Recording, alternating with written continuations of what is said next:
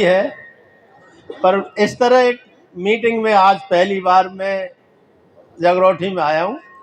और ये मेरे भाई संतोष जी, मैं इस समय जुडिशरी की पोस्ट है, बाल कल्याण समिति का जो अध्यक्ष और सदस्य होते हैं वो मजिस्ट्रेट के पद पे होते हैं, पर इनने कही हम आज तुम्हारी गांव में चल रहे हैं तो तुम चलो। मैंने के अब छोड़ो बिन पोस्टर ने, संतोष जी जरूर चलेंगे तुम्हारे संग।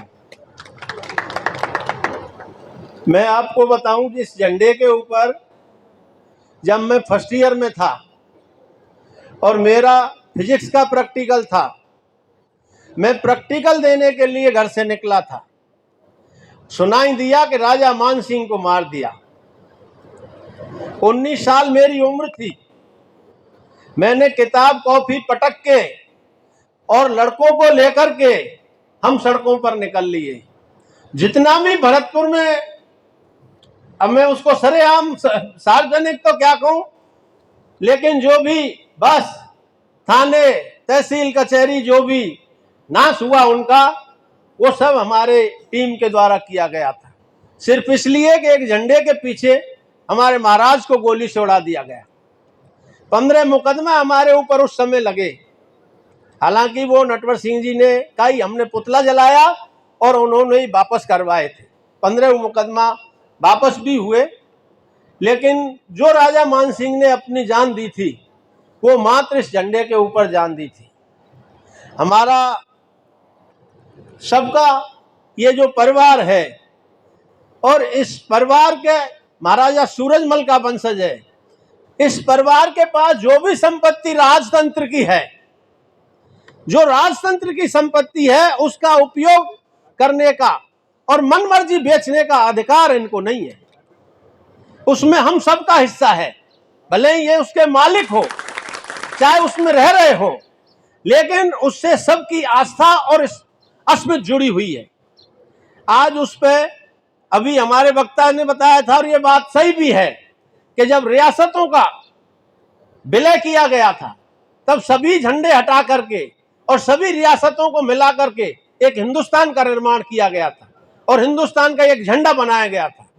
सभी झंडे उतारे गए थे, लेकिन ये झंडा वल्लभ भाई पटेल ने ही उतारने नहीं दिया, क्योंकि ना ये अंग्रेजों पे उतरा और ना ये उनसे पहले मुगल बादशाह रहे उन पे उतरा। ये झंडा हमारी अस्मिता का है। अब मैं ज्यादा नहीं कहना चाहता, और तो सब कुछ बात यहाँ हो चुकी है। और इतना एक बात धर्मा जी और हमारे गोविंद जी के बारे में कहूंगा कि उस समय इनके जब ये वहां गए थे 18 में, हमारे आपसी विवाद में ही गए थे और पूरी जगरोठी बड़े धूमधाम से गई थी। उस समय मैं भी वहां था। इन पर मुकदमा लगे जाम के। गोविंद जी, आपके बाद मैंने भी वहां जाम किया था किसी सार्वजनिक चीज को लेकर के, और उस जाम की तफ्तीश काफी चली, लेकिन मैं वहां एडवोकेट था।